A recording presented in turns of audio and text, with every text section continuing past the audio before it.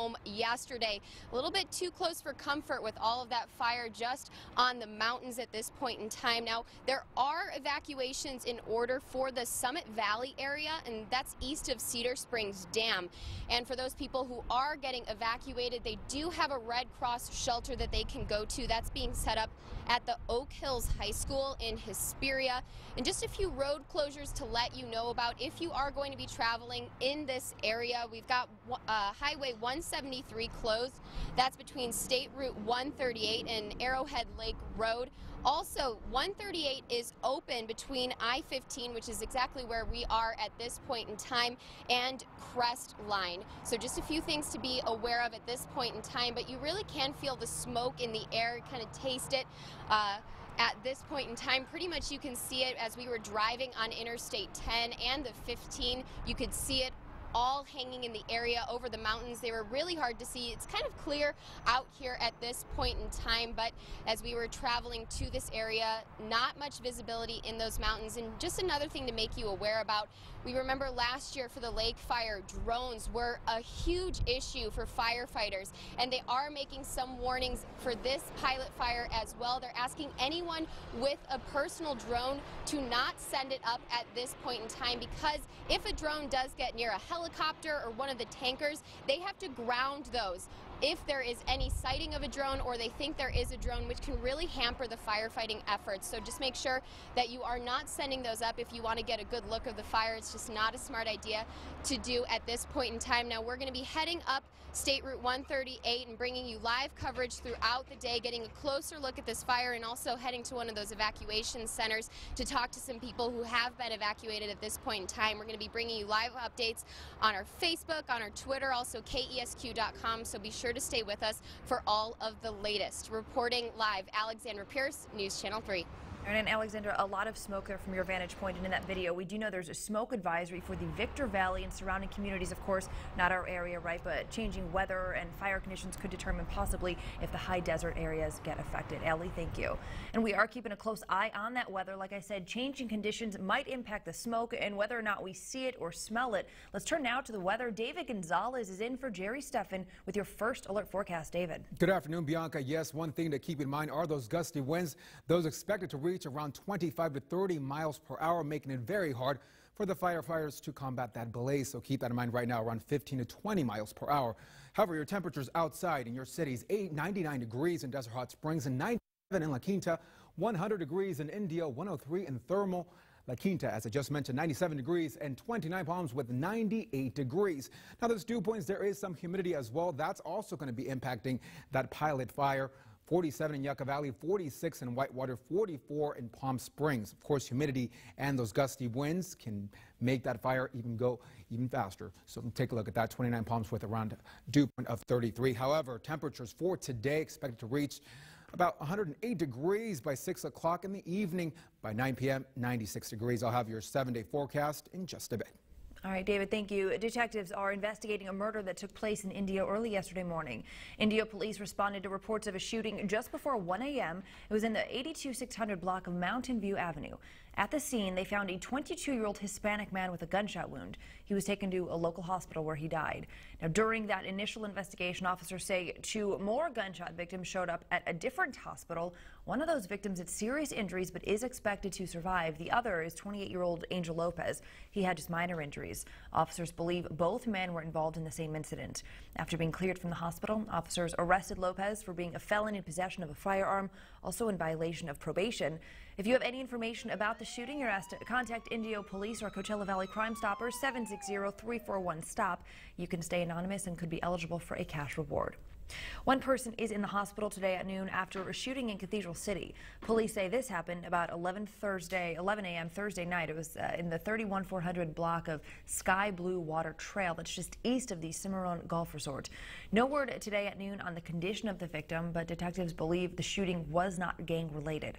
Police are actually still searching for the suspect. They need your help. If you have any information about the shooting, you're asked to please call Cathedral City Police. It was a worst-case scenario for airline travelers today. Delta suffered a massive computer system outage, grounding flights all over the world. Now, the problem has been fixed, but now thousands of passengers are left playing catch-up, and at least 300 flights have been canceled. Elizabeth Herr reports from New York.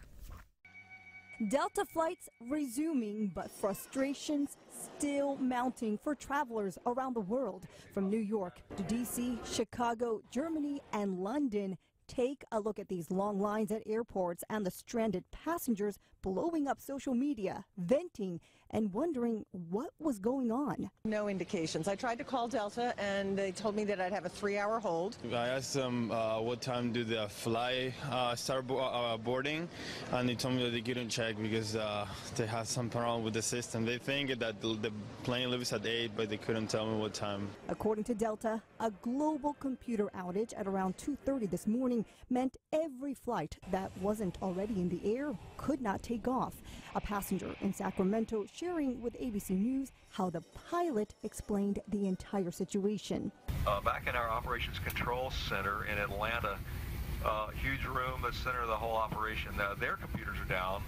And if you've been trying to call and get rebooked or call the Diamond Desk or anything, it looks like everybody's in the same boat. Then just before 9 a.m., the computer systems came back online, but the damage already done. At this time, Delta is not saying exactly what caused their system to go down, but did announce they are waiving fees for passengers who want to reschedule their flights through Friday. Elizabeth Herr, ABC News, New York. You know, I'm sure you're wondering about Palm Springs International Airport. We did speak with their executive director, Tom Nolan. No delays are expected for Palm Springs Delta flights following that nationwide system outage. Stay with News Channel 3. We'll continue, of course, to follow and get you some updates there.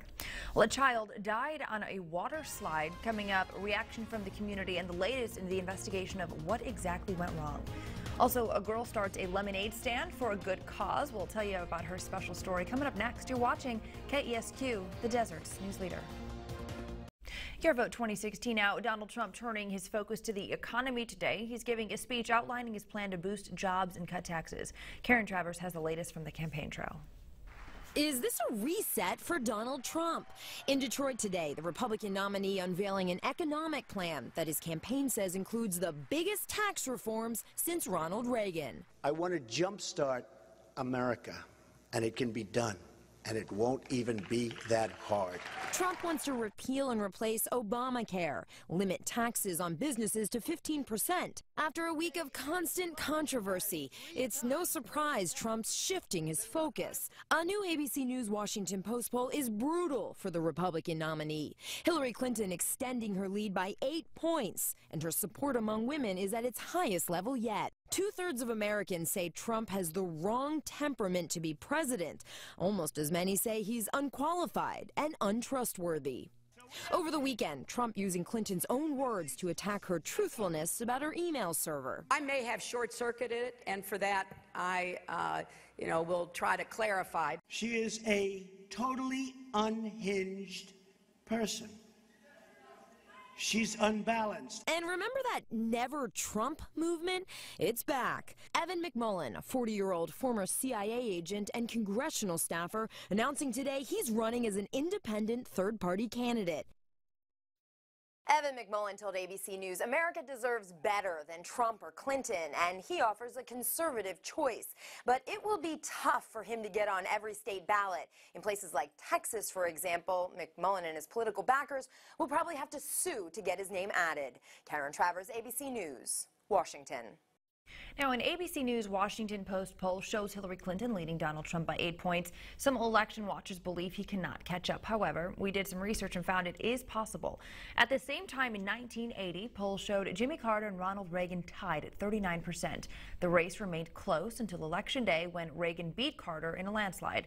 And then in August of 1988, Democrat Michael Dukakis led Vice President George Bush by 7 points. However, President Reagan's popularity and Mr. Bush's no new taxes pledge closed the gap. And of course, Bush won the election 53 to 46%. Stay with News Channel 3 for continuing Your Vote 2016 coverage. A towering water slide, the world's tallest, turned deadly in Kansas over the weekend. The victim was a little 10-year-old boy. The water park where the tragedy occurred is closed today at noon, pending an investigation trying to figure out exactly what went wrong. Brian Abel has the story. In Kansas City, Kansas, tragedy on Schlitterbahn Farouk. We are saddened to share that a young boy died. That young boy is Kansas City lawmaker Scott Schwab's son, Caleb. Witnesses describe the boy going down the steep 168-foot drop of the world's tallest water slide Sunday afternoon. then going airborne over the next hill, colliding with a safety net. Extremely horrible. I have two 12-year-olds with me today and still very emotional. Schlitterbahn closed the park and blocked access to the slide. Park guest Jessica Lundquist says families were scrambling to find out what happened. I just saw everyone's faces as they waited and, to see if it was their loved ones that were affected. A spokesperson says it is the first death on the slide. We honestly don't know what's happened. That's why an investigation, a full investigation is necessary. We have to understand what's happened. Several guests told 41 Action News the straps on the slide's rafts were not working properly today. A lady in front of me said that multiple times she rode the ride today, the ropes, and that the front harness did not work any of the times that she rode it. The water park now working to discover how this Sunday at the park took a tragic turn. I mean, they let you sign up without having an age barrier, so you think your kids are safe and they're not. And that was Brian Abel reporting. Kansas State Police are handling that investigation. We are learning the pilot of that hot air balloon that crashed last week in Texas did not see those power lines ahead of him. The source close to the investigation also says the pilot was trying to descend through a break in some clouds near Lockhart, but he didn't notice the power lines that the balloons apparently struck during the crash. The balloon ended up catching on fire and going down, killing all 16 people on board. Now, according to the NTSB, that was the deadliest hot air balloon crash in U.S. history. The exact cause of the crash, though, is yet to be determined. At least 15 people were rushed to the hospital after becoming ill from something they ate at a family party in San Francisco. It happened at a quinceanera Saturday night when men and women of all ages just started getting sick. Symptoms included heart palpitations, shortness of breath, vomiting, in some cases even a swollen tongue and a rash. All 15 people were treated at local hospitals, later released. It was some sort of a gummy candy that the fire department says didn't have any markings or labels to help trace where it came from. It's said to be the cause of people getting sick, but for the San Francisco Police Department, or the Department of Public Health, is saying they will test other items that were consumed at the party, along with interviewing guests exactly to find out what happened as well. A 12-year-old girl in Los Alamitos is raising thousands of dollars for homeless people with her lemonade stand. Greg Lee reports on how Jalen Sagan was inspired to start her little business.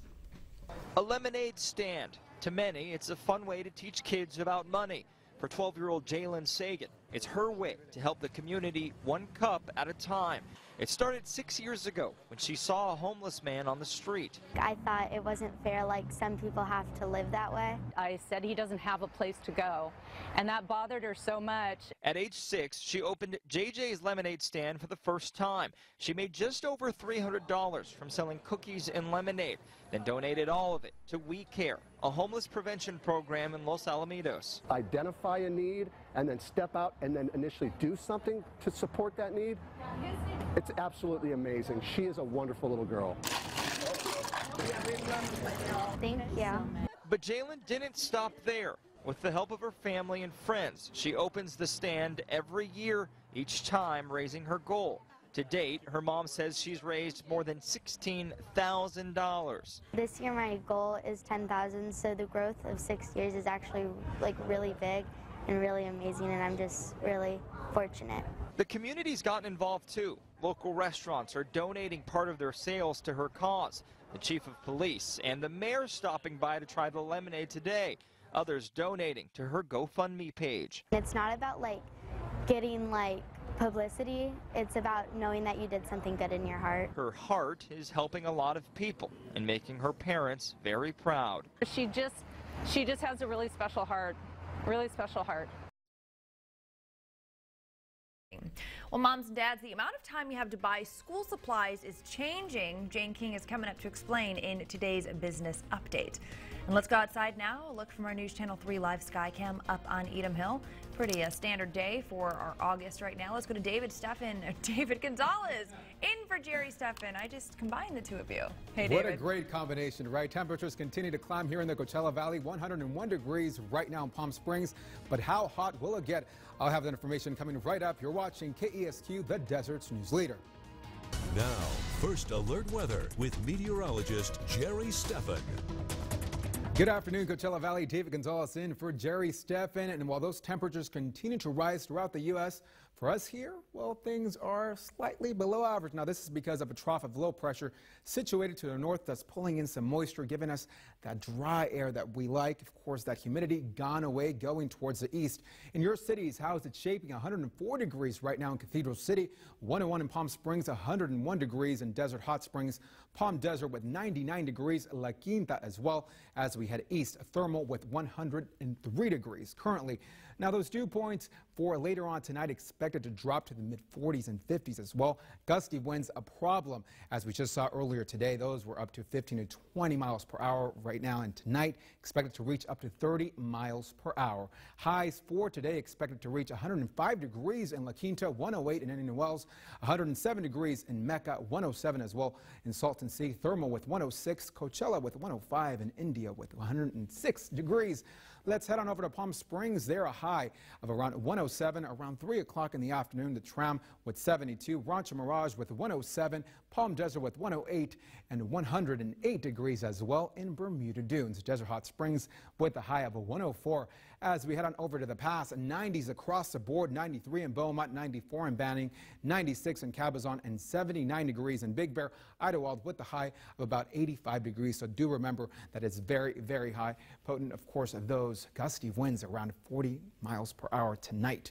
Now the high desert, 29 Palms with 105, 96 in Yucca Valley, and 96 degrees as well in Morongo Valley. Now here's that 7-day forecast.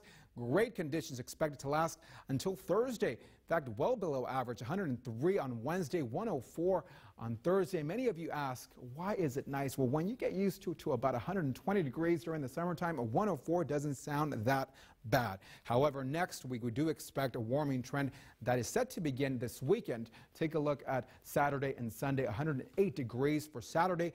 By Sunday, scorching heat, I would say 110 degrees. That's when you're going to start to feel that hot weather here in the Coachella Valley that we're all used to by now. Yeah, I know that we've had that mugginess for quite some time now, so a lot of people are looking forward to it drying out a bit, and we're seeing that, right? So the monsoonal moisture slowly moved to the east. Of course, drier conditions because of that trough, so that's good news because dry conditions is better than that muggy, sticky feeling you get, especially at night. Last night, it's interesting. I couldn't even sleep. Some people like the mugginess because the temperatures are a little lower. Others are like, I moved to Palm Springs for the 1-teens. I mean, that's what they love, and the dry, hot, high numbers, I guess. think we'll stay with dry conditions. High five on that one. High five, yes. All right, David, thank you. Well, Walmart is making a big take on Amazon, a big take to it, and back-to-school tax holidays are getting shorter and smaller. Jane King now from the NASDAQ with these stories in today's Business Update. Walmart is expected to announce it will buy Jet.com today. Bloomberg reports as part of the deal, Jet.com co-founder and CEO Mark Lohr will lead Walmart's online division for at least 2 years. Walmart hopes the purchase of Jet, which is a discount website, will help it close the gap with Amazon. The price here is around $3 billion. Well, new federal regulations for electronic cigarettes go into effect today, requiring greater scrutiny of the products and making it more difficult for minors to vape. The Food and Drug Administration will have to approve all e-cigarette products that have been available since February 2007. Now that means nearly every e-cigarette product on the market must go through an application process to deem whether it can continue to be sold. Well, Americans leave 658 million vacation days on the table. A study by Project Time Off found that last year, more than half of American workers left vacation time unused. American workers have been taking less and less vacation over the past 15 years. Employees cite a variety of reasons for foregoing vacation time. They worry about returning to a mountain of work or feel no one else can do their job. Some can't afford a vacation, and others just want to show their complete dedication to their job. And back-to-school tax holidays are going out of style. Some states are doing away with the holidays due to budget constraints. Massachusetts, for example, found that it missed out on $25 million in taxes. Georgia said $70 million.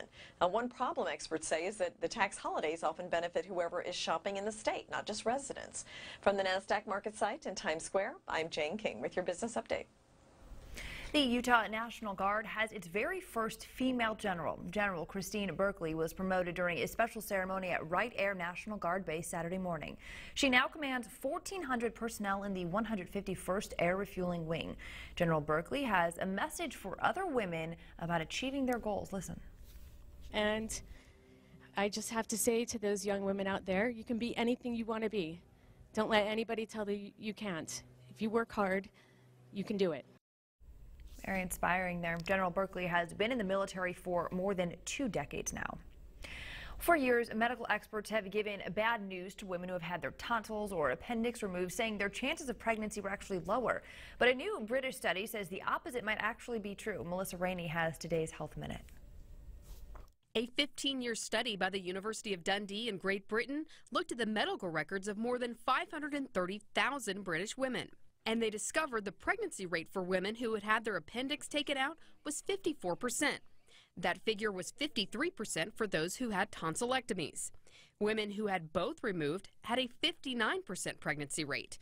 Women who hadn't had either removed had a lower pregnancy rate of almost 44%. Researchers aren't exactly sure why there might be a link, but are looking at a couple scenarios. First, it might be that an inflamed appendix or tonsils put strain on the body that lower the chances of fertility. Another theory being explored is that increased promiscuity among some women could put them at greater risk of tonsillitis or abdominal infection. This would lead to a greater chance of being admitted to a hospital and a greater chance of having tonsils or an appendix removed. Researchers stress both options need further investigation. For today's Health Minute, I'm Melissa Rainey. Oral health is important at any age, right? But especially critical in childhood. Coming up, we talk to a doctor from Loma Linda University about how parents can help show their child the important keys of dental hygiene. That interview is next with Jeff Stahl. You're watching the Desert's News Leader. Welcome back. Today we are talking with Dr. Bonnie Nelson. You're with the School of Dentistry here at the Loma Linda University Medical Center. Thanks for being here with us today. It's my pleasure. Thank you. We're talking about children and the need to make sure that they have proper dentistry in their life. Exactly. Pediatric dentists are what would see a child. Tell us about that. Pediatric dentistry is a specialty that sees children from age birth to adolescence, but also in our hood is any medically, physically, or emotionally handicapped person.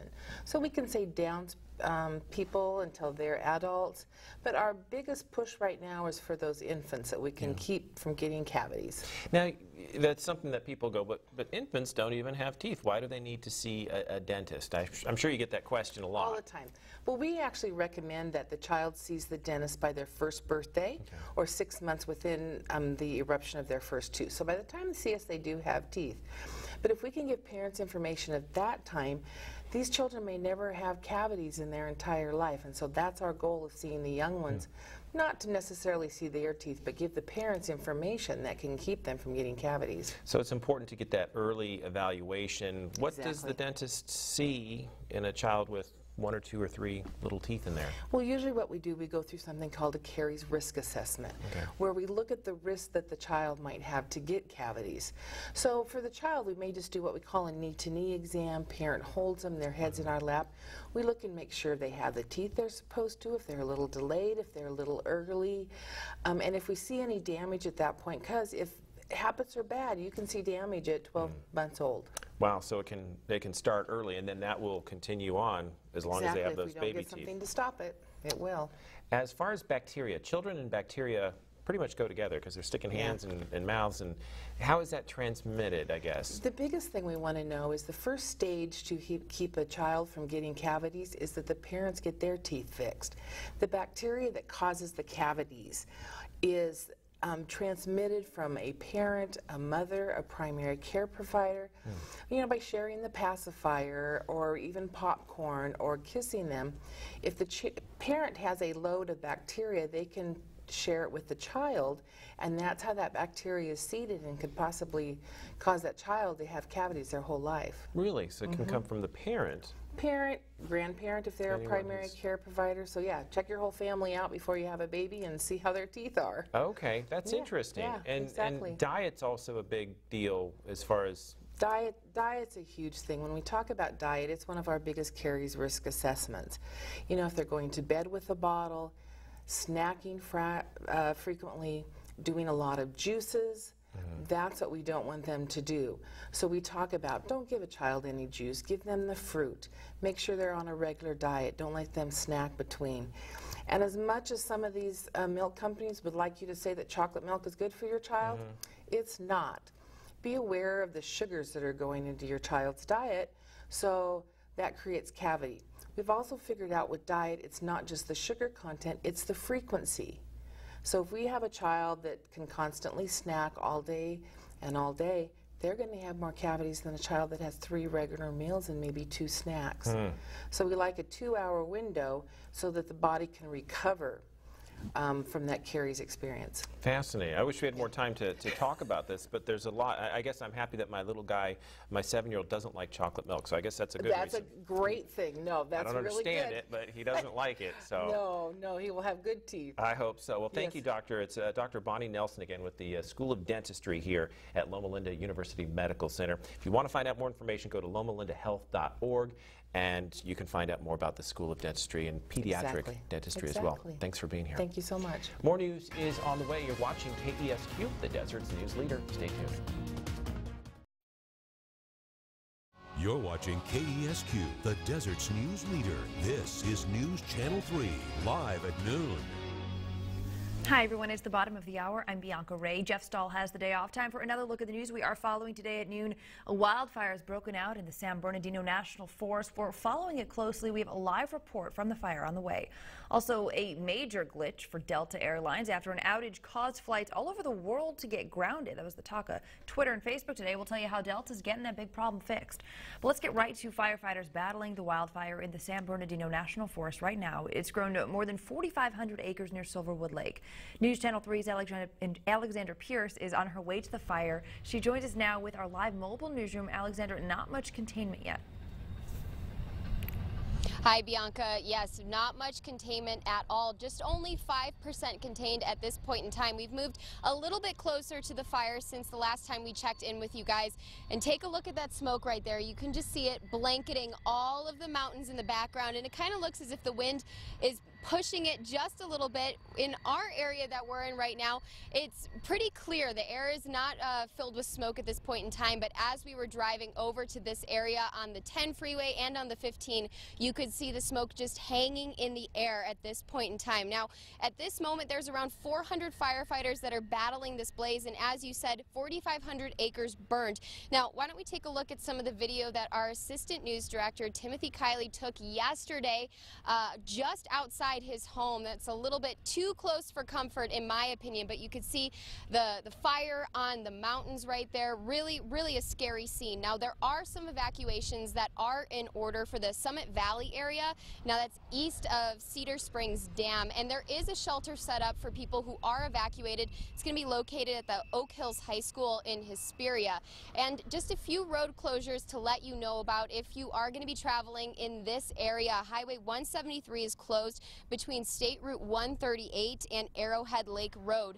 Now 138 is open from the 15 all the way up to Crestline. That's how we were able to get to this point in time. So there are some openings, but just a few things to be aware of if you are going to be driving in this area at this point in time. And just another advisory and something to just let everyone know about is drones. Last year we saw a lot of issues with drones in the lake fire, and a lot of times when people think they want to send up a drone just to get a better look at the fire, that really hampers firefighters' efforts, because if there's a drone flying anywhere near a helicopter or an air tanker, they have to ground those helicopters in order to make sure that all of their firefighters are safe if they suspect a drone. So just if you do have one and you're thinking about sending it up, do not do that, because that really hurts firefighting efforts. And also, if you are in that evacuated area and you do have some animals, you can take them to the DeVore Animal Shelter. That's the San Bernardino County Animal Shelter. We're going to be heading a little bit closer to the fire later on today and updating you with all of the latest numbers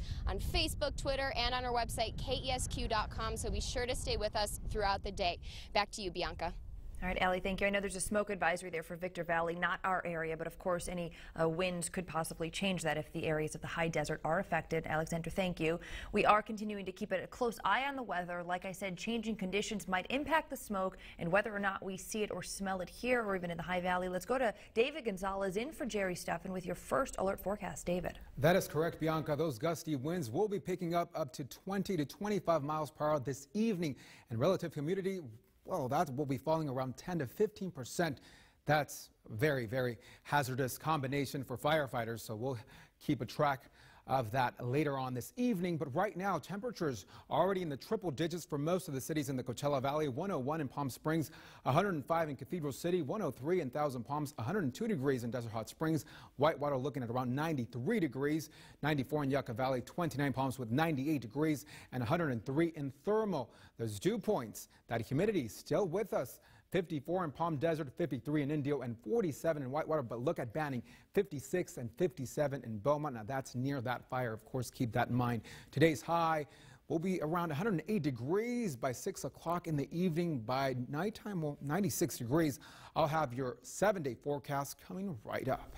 All right, David, thank you. Now to our other big story of the day. Delta Airlines saying a ground stop has been lifted and some planes are starting to take off after a computer outage in Atlanta impacted Delta computer systems all over the world. According to Airport Executive Director Tom Nolan from the Palm Springs International Airport, no delays are expected for Palm Springs Delta flights following that outage. Delta Airlines released a statement saying that widespread outage started in Atlanta. It impacted Delta computer systems, affecting their flights worldwide starting this morning. Several applications were affected, including the company's website. Passengers from all over the world are reporting problems. They're taking to Twitter and Facebook this morning, complaining about the inability to check in and being stuck on the tarmacs. Listen.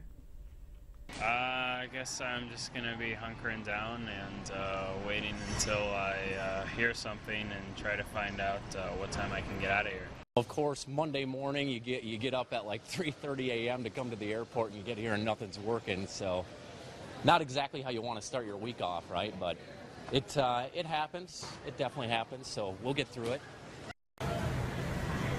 That ground stop was lifted at 5:40 this morning. 3 people are recovering today at noon after a car crashed over the weekend in Indio. It happened just before 3 Saturday afternoon at the intersection of Highway 111 and Smur Street. The driver of a Nissan and 2 passengers from a Chevy Cruze were taken to a hospital with moderate to serious injuries. The driver of the Chevy was not sent to the hospital, stayed there at the scene. Highway 111 at Smur Street was closed for several hours but is open again today at noon. The cause of the crash is under investigation. Also in Indio, a bicyclist is recovering today at noon after getting hit by a car over the weekend. It happened at the intersection of Avenue 44 and Apache Street just before 1:30 on Saturday. Police say the bicyclist was crossing near the intersection, hit then by a Chrysler heading eastbound on Avenue 44. First responders took that 64-year-old man to a local hospital for treatment. He was doing okay, though. Police say the driver was cooperative and don't believe drugs or alcohol were a part of the crash. Now, the Democratic National Committee first was hacked. Now, a tech expert says it is possible for hackers to swing the U.S. election. Lori Siegel has a look at how it could technically be pulled off. I think a hacked U.S. election could tip the balance to one candidate or another. Over the last few months, hacking and politics have become a dangerous combination, with the DNC and Clinton campaign getting hacked. We're here in Las Vegas for Black Hat. It's a conference where the best hackers in the world get together to talk security. Now, while there's no indication that the voting process has ever been hacked, we decided to ask some of the hackers here if it were even possible. You guys were pulled in to help the DNC figure out whether or not they'd been hacked. And you did figure out that they had in fact been hacked. And all signs point to Russia. What are the implications of this? I think this is really a bit of a watershed event. I mean, 40 years ago we had Watergate, right? And that's where you had a couple of boxes of files that were stolen. Now we're talking about 20,000, 30,000 files that are being dumped on the internet. Do you worry that there are other state actors sitting in on some very internal, important conversations that pertain to the U.S. election? That's 100% certainty. It's not even a doubt in my mind that there's other actors that are out there that have yet to be found. And it's too big of an opportunity for them. It's too easy to get in. But it goes beyond the campaigns being vulnerable. What about the actual machines we use to vote? A security firm called Symantec actually purchased a couple electronic voting machines on eBay to see how secure they really are. Now, you have to remember that there are a ton of different types of voting machines out there, and each U.S. county uses what they feel works, including electronic and optical scanning devices. And about 75% of the country still makes their choice on plain old paper. Now, in this particular case, these hackers say they found some major issues. Here's their perspective. So what we're seeing is what a voter would be presented with when they go into a precinct. So when you get your voter identification card, which is a smart card, and you would insert it into the machine, and then go ahead and start your voting process. With the smart cards running small little computer systems on there, a device as tiny as this can be used to manipulate the smart card to allow you to vote multiple times. So the idea behind this is anyone who's able to kind of get their hands on the cards that are going to be used, if they have the technical skills, they could essentially build what you've just built, which allowed them to go cast their vote as many times as possible. I can probably put about 400 votes in myself in less than a couple minutes, and the poll workers would be none the wiser. Take us through what happens after you submit your vote. What are other ways that this could be vulnerable? These devices have to communicate with some sort of database system. We don't know what the transport network looks like between this machine and the actual database server. So anywhere along that path, if a hacker was to have something installed, then the communications could be intercepted. Given all this research, what would you say is safer, electronic voting or voting in paper? Well, I can tell you this year I will be voting via paper with a mail-in ballot. As someone who is kind of knee-deep in the vulnerabilities, he always sees like the worst could happen. What keeps you up at night? A compromised election. Now, Varner says he doesn't believe we're that close to a compromised election yet, but he does want to raise awareness of these types of vulnerabilities. What I did hear from these guys is that even if one voting machine is perceived as compromised, that has broad implications in how the American public will view the political process.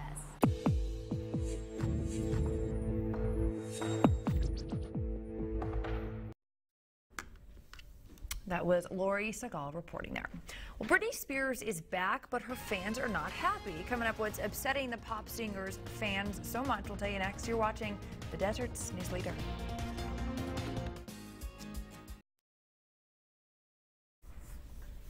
Britney's back, so why aren't her fans happy? David Daniel has that now in your Hollywood Minute. Britney Spears dances in skimpy lingerie in her Make Me music video, but that's not enough for many of her fans. Rumors that this is the second version of the video after a sexier clip was rejected have prompted an online petition to release the first version. So far, more than 13,000 people have signed it. Major key alert! Are we good now? DJ Khaled's 9th studio album is his first #1. Major Key has debuted atop the Billboard 200 album chart. It's only been available digitally so far, but releases on CD August 12th. Hi, good to see you again. And if you want to see Channing Tatum on the big screen as Gambit, you'll be waiting a while longer, possibly until 2018. A producer and writer on the movie, talking to the website /Film, compared it to another X-Men spin-off, Deadpool, pointing out that surprise hit seemed to come out of nowhere, but actually was developed over 10 years. Patience, fans. In Hollywood, I'm David Daniel. The Delta Airlines computer problem had many passengers groaning. Coming up, why one flight may have been a little happier than the rest. We'll tell you something special their pilot did just for them. That's coming up. David. Meanwhile, beautiful conditions here in the Coachella Valley, 101 degrees in Palm Springs. I'll have your full weather forecast coming right up. You're watching KESQ, the Desert's News Leader. Now, First Alert Weather with meteorologist Jerry Steffen. Good afternoon, Coachella Valley. David Gonzalez in for Jerry Steffen, and temperatures continue to climb across the U.S. Albuquerque with 85, 102 in Dallas. But for us back home, well, seasonal temperatures. Now, this is because of a trough of low pressure centered up north. Now, that's bringing in some beautiful, beautiful, beautiful conditions to our region. We should expect those to last at least until Thursday, so keep that in mind. Right now in your cities, 102 degrees in Desert Hot Springs, 101 in Palm Springs, Cathedral City with 105 degrees as we head to Palm Desert, 103, 99 in La Quinta, and 103 in Thermal. Now those dew points, those already expected to be in the 40s and 50s tonight. By 3 o'clock in the morning, of course, those gusty winds, as I mentioned to you earlier, those expected to be up to 30 to 40 miles per hour. Now, what can we expect temperature-wise for today? Well, things are going to look really nice. Very dry as well. 105 in La Quinta, 107 in Mecca, Thermal with 106, Coachella with 105, and Indio with the high of 106. This around 3 o'clock in the afternoon. As we head towards Cathedral City, a high of 107 there. Palm Springs with 107 as well. The Tram always a bit cooler with 72, 108 in Palm Desert, Desert Hot Springs with 104, and Thousand Palms right here outside our KESQ News Channel 3 studios, 107. Gusty winds around 20 miles per hour, so keep that in mind. Along the pass, 93 in Beaumont, 94 in Banning, and 96 degrees in Cabazon, Big Bear with 79 degrees. Now, the high desert, 29 Palms, will be seeing a high of 105, Joshua Tree 100 degrees, and both Yucca Valley and Morongo Valley with 96 degrees. Now, here is that 7-day forecast.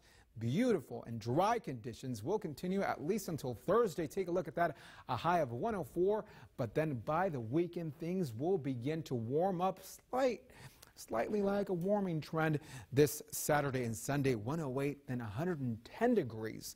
By Sunday, so things are going to get very warm, but at least let's enjoy these dry conditions at least till Thursday. But look at Wednesday, 103 with those overnight lows in the 70s. I like the sound of that, Bianca. That's very good. Nice. Well, it's nice to see the numbers going down a little bit and the dry heat's coming back. It's better, I think, than the mugginess. Yeah. But that's just humidity moving to the east. That's good news for us here because we like this. The trough. Thank you. Thanks, David. Well, the passengers on one Delta flight probably didn't mind too much that their flight was delayed, or maybe that's a little bit much to say, but they're at least probably not as upset as some other people because on their grounded Delta flight from Hawaii to Los Angeles last night, they were treated to some pizza. Sean Carson from New York tweeted a picture of ground support staff at Kona International Airport handing out pizza to passengers who had been waiting on board for more than 2 hours. The captain earlier announced that they would be ordering the pizza, and then it all came, and like not as disgruntled passengers as they could have been, maybe. Here's a look at what's coming up this afternoon right here on News Channel 3. The summer sizzles on the Chew, that's next at 1. And then Liz tells Jason to stay away at 2. Find out why General Hospital is coming up, that's at 2. And then at 3, be sure to watch the Steve Harvey Show and have a little fun with Ellen, that is today at 4. And the pilot fire continues to burn just outside the Coachella Valley. Live at 5, we have live coverage from the blaze. See up-to-the-minute coverage as firefighters are working right now to contain that fire. A look at stocks is next.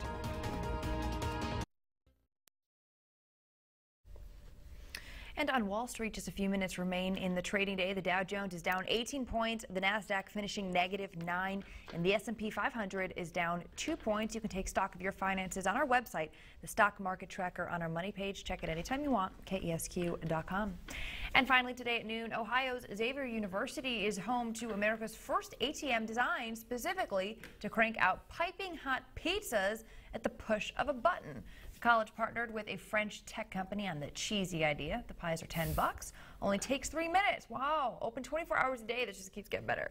By the way, putting it at a college campus, a stroke of marketing genius. Wow. Yes. Wait, okay, hold on, let's go back. So $10, it only takes 3 minutes, open 24 hours a day. They're going to be millionaires. I'm sold. Imagine if we would have had that when we were in school. It would have been great. Nice. Let's take a final look at weather. Dry conditions will continue throughout this week. Next weekend, things begin to warm up once again. Signing off for the last time. Thanks, David.